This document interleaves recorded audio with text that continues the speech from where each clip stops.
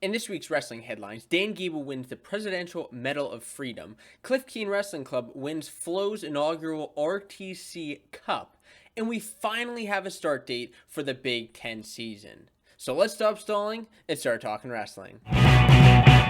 What's going on, wrestling fans? My name's Josiah, and welcome to this edition of Wrestling Headlines. This is a new segment I want to start on this show to start talking about some things going on in the wrestling world where I just want to talk about some of the big headlines that are happening right now. And in this inaugural edition, we have to first start with the Dan Gable receiving the Presidential Medal of Freedom. Now, this is one of the highest honors to receive in the land, in the United States of America, and it's just so awesome to see a wrestler recognized at such a high level at the White House. So President Trump awarded Dan Gable the Presidential Medal of Freedom for his wrestling accomplishments in Iowa. As you may know, if you are a wrestling fan, you probably know the name Dan Gable as one of the best wrestlers who ever lived and is still living to this day. Obviously, because he just received the medal. So during his career, he had 64 high school wins, went undefeated almost in college until his last high school match against Larry Owings. Was a three-time All-American, three-time Big 8 champ, and has an Olympic gold medal under his belt where he represented the United States of America. So this was super cool to see Dan Gable being recognized at the White House. And some of the things that he said when he was at the White House is Gable said, "I wouldn't be here on this podium if I had just won the Olympic gold medal. It has been a lifetime of work, learning from many others to be an outstanding competitor and person. Then taking that knowledge and applying it to many, many others in different ways to have them perform at their highest so they can be real successful." Also at this White House meeting, President Trump called Dan Gable the GOAT and actually said, quote, "Now I'm larger than you a little bit. You think I could take you in wrestling? Would I have a big advantage?" Now, I doubt that President Trump could actually take on Dan Gable. I doubt many people could take on Dan Gable. But it's just kind of fun to see those two messing around with each other and seeing Dan Gable receive that medal. And that leads us to the next topic of the day, the next wrestling headline, which is Flo Wrestling's RTC Cup. This was a huge event that happened over the weekend and gives us a lot of hope for freestyle and RTCs moving forward. I don't think I have been this excited, or many wrestling fans have been this excited about RTCs since I really don't know when the last time it was this exciting. So Cliff Keen Wrestling Club out of Michigan won the RTC Cup. They beat the New Jersey RTC in the finals. And what a weekend they had. Cliff Keen Wrestling Club went 4-0. I thought they would have a pretty darn good team. I thought they had a very strong chance to win the thing. However, I'm not going to lie, I thought that a couple other teams had a little bit better of a shot. I thought Ohio RTC and the Spartan Wrestling Club were going to contend a little bit better. Unfortunately, they did not. So what happened in the finals, and what were some of the other things that happened here? Well, in the finals, with the lineup stacked with Mason Parris, Miles Amin, Alec Pantelio, Seth Gross, who's coming out of the Wisconsin RTC, wrestling for the Cliff Keen Wrestling Club here, and Miles Amin, what a stacked lineup. So in the finals started out with an opening win. Nashon Garrett beating Seth Gross, putting New Jersey Wrestling Club up in the duel. But then Cliff Keen Wrestling Club just came back and fired real hard, with Alec Pantelio, who went undefeated on the weekend, beating Matt Kolodzic 8-6. Then Logan Massa defeating Mekhi Lewis. So that's going to be an interesting dynamic. Logan Massa, he's going to be a strong competitor for this upcoming NCAA season. And I'm interested to see where Mekhi Lewis is, because he had a couple of unfortunate losses on the weekend, including this one in the finals where he lost 3-2. Miles Amin was the next up, where he had a tech fall over Nate Jackson. He beat him 11-0 at 86 kilos. At 97 kilos is where New Jersey RTC fired back the win, with Walls beating Dudley 5-1. And finally, Mason Parris clinched with a tech over Jordan Wood 12-1 with a phenomenal bout for him. Overall, the placings, Cliff Keen Wrestling Club was in first place. They won the RTC Cup. New Jersey RTC in second.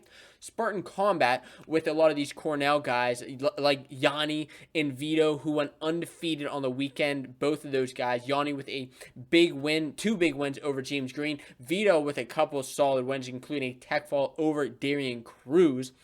In 4th place, the Wolfpack RTC, who I thought would perform a little bit better, but the Hileys had a solid weekend, especially Trent Hiley, who had wins over Drew Foster, Miles Amin, and Sammy Brooks all throughout the weekend. A great weekend of wrestling for him. Both of the brothers, a couple guys on the Wolfpack Wrestling Club had a good weekend. The Ohio RTC, we're calling Moore, put on a solid performance. Carson Karchla with a nice win over Makai Lewis, which was kind of unexpected, but I mean, that gives some intrigue looking for this NCAA season.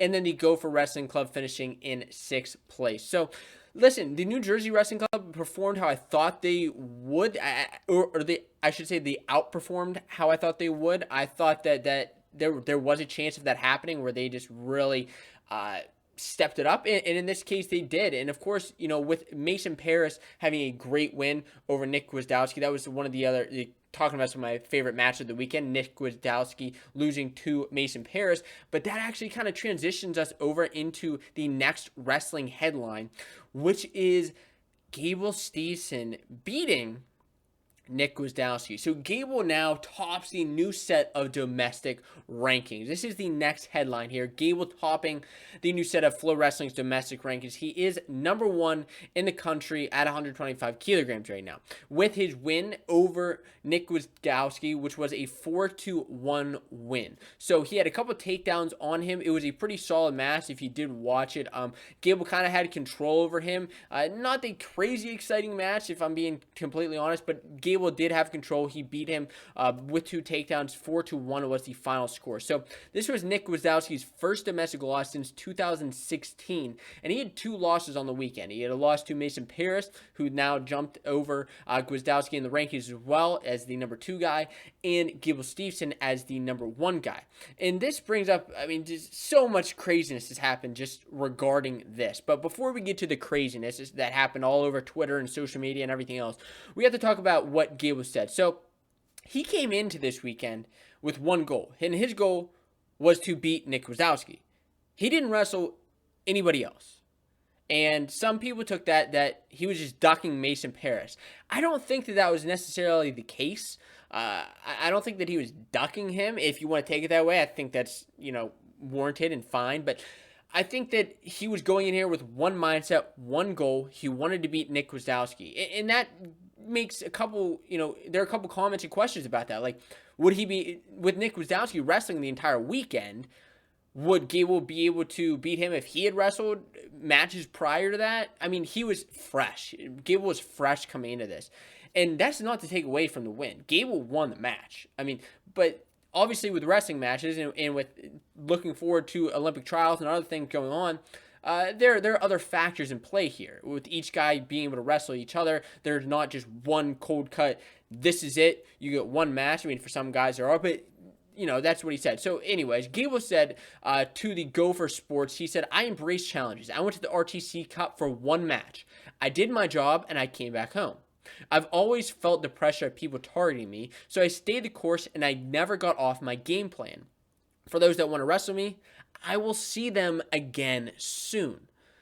And that leads us to many, many other things, because Gable Steveson actually posted on his Instagram when he specifically said he's not ducking other people, even though people are saying that. He's not ducking Mason Paris. And like I said, you can kind of take that how you want. But I thought the other interesting piece of news was him and Anthony Cassar, because there were just so many things going on with Gable, and this could lead to a potential matchup in the future. We'll see where this is going. We see a lot of this trash talking going on Twitter, and I don't know how much of it is fabricated, how much of it is legitimate, but Gable said he's retiring from wrestling after this year, but he still wants to wrestle Anthony Cassar. Because, of course, you know Anthony Cassar was the wrestler who beat him at Big Tens as well as NCAAs, and pretty much took away Gable's chance to be a 4-time NCAA champion, unfortunately for Gable. But Anthony Cassar fired back, and he said, he's right here, boy.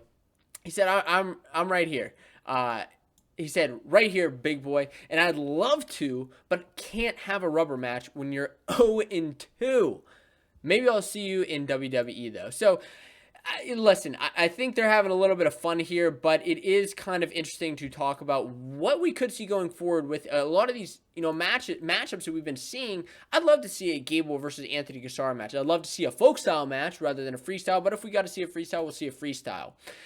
And then we get to Stanford Wrestling. So Stanford Wrestling released a statement, and is it possible? I mean, it looks like we're still going to have a Stanford Wrestling team this season, but anyway, Stanford released this statement on all over social platforms, got picked up by a couple of news outlets, and they said, I'm not going to read you this whole statement. It's actually even longer than this that I have up right here in this graphic, but this is some of the importance of it. So they say, on July 8th, our student athletes and coaches were blindsided when Stanford announced its intention to eliminate wrestling and 10 other varsity athletics programs at the conclusion of this season due to fiscal concerns. Again, really, physical concerns, that's the problem. I call BS on that, as well as I know many of you probably do too. But anyways, they go on saying, we have raised over $12 million in counting since September, when our fundraising efforts began in earnest. Unbelievable. $12 million. I know that the Stanford pockets can run deep, but $12 million, and they've been fighting as this goes on. They said that they've been continuing fighting alongside other groups to want to keep Stanford wrestling. So we have planned for our student athletes to enter the NCAA transfer portal at an optimal time so they could line up their best options. We feel that time is now. The statement was just released. They said that they feel the statements right now. Tomorrow, 5 of our students will put their names in the NCAA transfer portal with the full support and encouragement of their coaches, teammates, and families. All of these student athletes are committed to staying at Stanford through the 2020-2021 academic year. Almost all will stay until they earn their Stanford degrees and then look to continue their eligibility in a graduate program elsewhere. Should we succeed in reinstating the Stanford wrestling program, all will stay at Stanford through the conclusion of their academic and athletic careers. They intend to retract their names from the portal prior to the start of the NCAA season. So this is very interesting, as we see that hopefully many of these wrestlers are going to be able to continue their careers at Stanford. It's so unfortunate that this program's cut, along with a few others. This whole pandemic, we've had multiple programs cut. Stanford probably being the largest program that was cut, and it was such a shame to see this happen. But now we're seeing that Stanford wrestlers are sticking together, and they want to continue to compete at Stanford. And with a degree from Stanford, and with such a outstanding school that Stanford is, I mean, I really wouldn't want to transfer out either. But it's tough to say, but it's good to see that they are sticking together through this whole situation. And as we look forward to the upcoming wrestling season, we had to talk about the Big Ten wrestling season, and we finally have a start date. So Tom Ryan revealed, and I think this was the first official statement we've received about the Big Ten season on Twitter, that the Big Ten season will start on January 15th. Now, I believe they can still wrestle. Big Ten schools can still wrestle out of conference before that. That's at least is how it's kind of looking with ACC, with SoCon, with a couple of these other conferences. So we could see them wrestling before January 15th against other conferences. But as far as Big Ten season, January 15th. Then we're going to have a couple of weeks of competition. Looks probably like 4 to 5 weeks of competition, potentially 6. I'm not really sure. No schedules have come out yet, to my knowledge. But then the Big Ten Wrestling Championships will be happening March 6th and 7th of this upcoming year of 2021, March 6th and 7th. Supposedly they're supposed to be happening at Penn State. I don't know if that's still happening. I kind of hope it's still happening, but March 6th and 7th is when the Big Ten season will be taking place, and I cannot wait to see what's going to happen. So those are this week's wrestling headlines, with Dan Gable receiving the Presidential Medal of Freedom, the Cliff Keen Wrestling Club winning the RTC Cup, in Big Ten season upcoming soon. What did you think about this week's wrestling headlines? And what do you think about this upcoming wrestling season? I want to get your thoughts in the comments below, and I hope to talk to you soon.